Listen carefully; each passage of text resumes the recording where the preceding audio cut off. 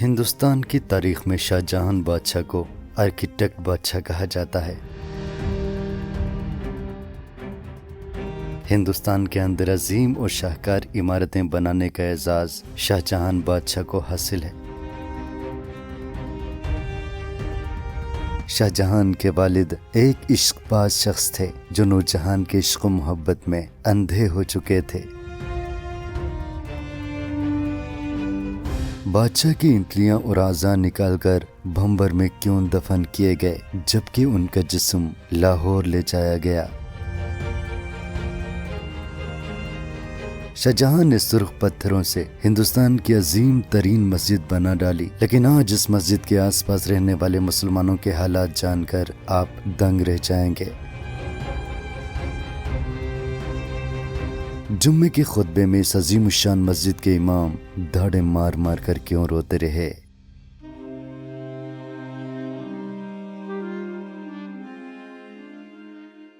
شاہ جہاں چوتھا مغل بادشاہ تھا۔ ہندوستان کی تاریخ میں اسے آرکیٹیکٹ بادشاہ کے نام سے جانا جاتا ہے۔ شاہ جہاں کا والد جہانگیر عشق باز تھا۔ اس نے پوری زندگی ملکہ نورجہاں کی زلف کے سائے میں گزار دی۔ نورجہاں کا اصل نام مہر النساء تھا، ایران سے تعلق رکھتی تھی اور اپنے وقت کی خوبصورت ترین عورت تھی۔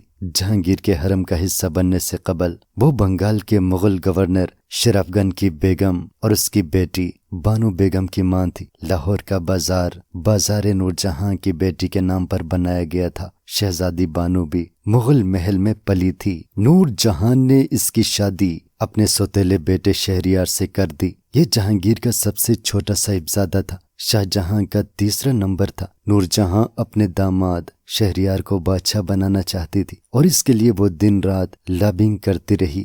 جہانگیر اپنی بیوی کے زیر اثر تھا۔ اس کا ایک قول پورے ملک میں مشہور تھا: شراب کا ایک پیالہ، آدھا سیر بنا ہوا گوشت اور نورجہاں کا دیدار ہندوستان کے شہنشاہ کے لیے کافی ہے۔ لیکن وہ اس محبت کے باوجود یہ سمجھتا تھا بادشاہت کا اصل حقدار شہزادہ خرم ہے، مگر اس میں بیگم کے سامنے انکار کی جرت نہیں تھی۔ لہٰذا ولی عہد اور اگلے بادشاہ کا معاملہ الجھ گیا۔ صورتحال جب زیادہ تشویشناک ہو گئی تو ایک دن بادشاہ نے دربار عام میں شہزادوں کے امتحان کا اعلان کر دیا۔ ولی عہد کا فیصلہ اس امتحان کے بعد ہونا تھا۔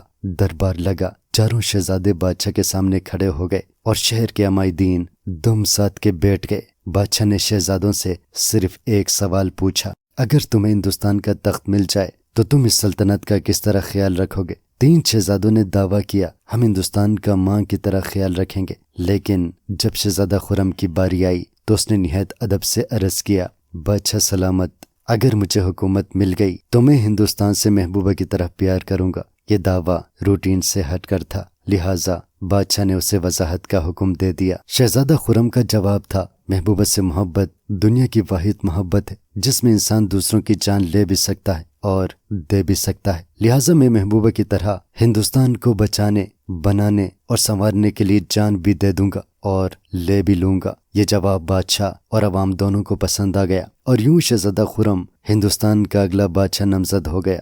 جہانگیر 29 اکتوبر 1627 عیسوی کو کابل سے کشمیر جاتے ہوئے آزاد کشمیر کے علاقے بھنبر میں فوت ہو گیا۔ شراب اس کا جگر پی گئی تھی۔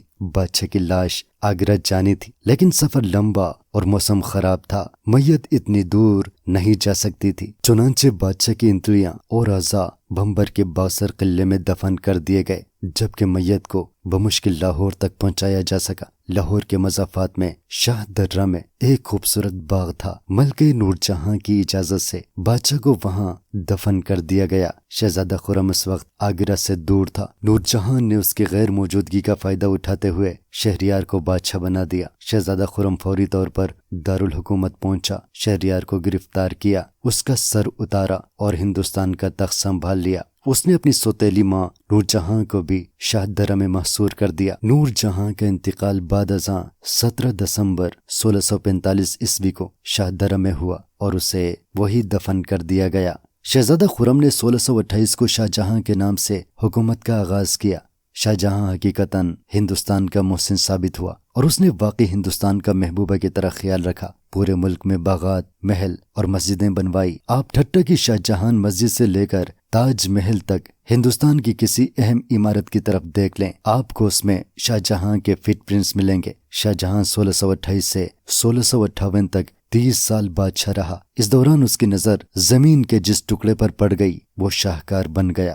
دلی کی جامع مسجد بھی ان میں سے ایک ہے۔ شاہ جہاں دارالحکومت آگرہ سے واپس دلی لے آیا تھا۔ اس نے شہر سے ذرا سے فاصلے پر اپنے نام سے شاہ جہاں آباد کے نام سے الگ شہر آباد کیا، اور اس شہر میں 1656 عیسوی میں سرخ پتھروں سے ہندوستان کی سب سے بڑی مسجد بنوائی۔ یہ مسجد آج تک اسلام اور مغل سلطنت کی نشانی بن کر بھارت میں موجود ہے۔ شاہ جہاں نے سید عبدالغفار بخاری کو اس کا پہلا امام مقرر کیا تھا۔ مغل بادشاہ بدلتے رہے لیکن شاہی مسجد قائم بھی رہی، اور اس کے بخاری اماموں کا سلسلہ بھی۔ 1947 عیسوی میں مسلمانوں نے وطن الگ کر لیا، لیکن شاہی مسجد بھارت کے دارالحکومت میں اپنے شکوہ کے ساتھ قائم رہی۔ آج کل سید احمد شاہ بخاری شاہی مسجد کے امام ہیں۔ پچھلے جمعے یہ خطبہ دیتے وقت بھارتی مسلمانوں کی صورتحال کا ذکر کرتے ہوئے رو پڑے۔ ان کا کہنا تھا 1857 عیسوی کے بعد ہندوستان کے مسلمانوں پر برا وقت آیا اور پھر اس نے جانے کا نام بھی نہیں لیا۔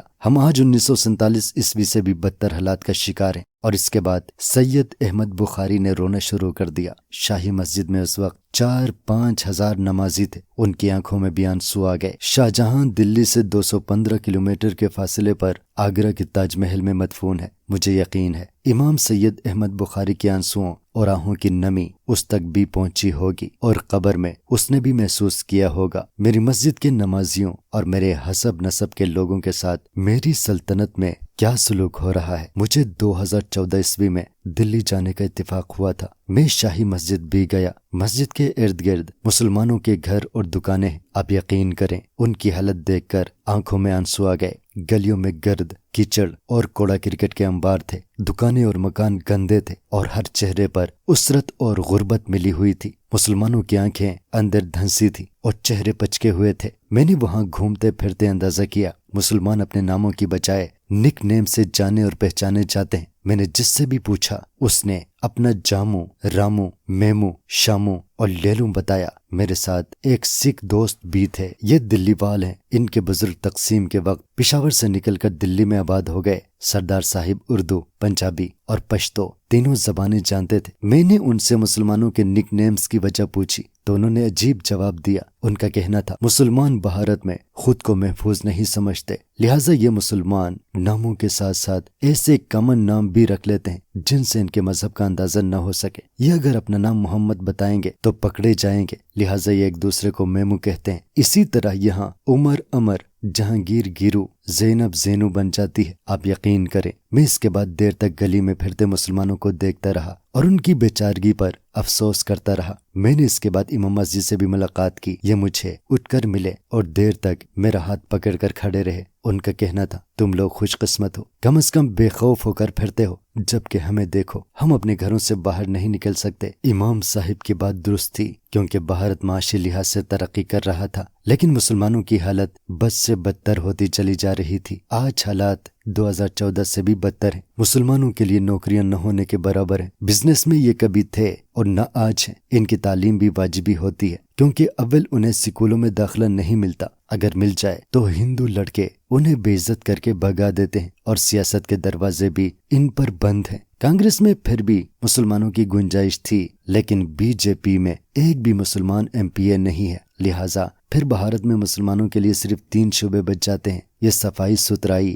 مزدوری، میکینکی، کاشتکاری یا پھر ڈرائیور بن جائیں۔ دوسرا فلم انڈسٹری میں ان کی کھپت ہوتی تھی۔ ماضی میں اردو زبان، شاعری، موسیقی اور اداکاری میں مسلمانوں کی گنجائش ہوتی تھی، لیکن جب سے سینما ساؤتھ کی طرف شفٹ ہوا یہ فیلڈ بھی مسلمانوں کے ہاتھ سے نکل گئی، اور مسلمانوں کے لیے تیسرا پیشہ یا شعبہ کرائم رہ گیا تھا۔ چنانچہ ان کے پاس سروائیول کے لیے ڈان یا بھائی بننے کے علاوہ کوئی آپشن نہیں تھا۔ آپ کو بھارت میں زیادہ تر بھائی اور دہشت گرد مسلمان کیوں ملتے ہیں؟ کیونکہ مسلمانوں کے پاس کوئی دوسرا آپشن نہیں ہے۔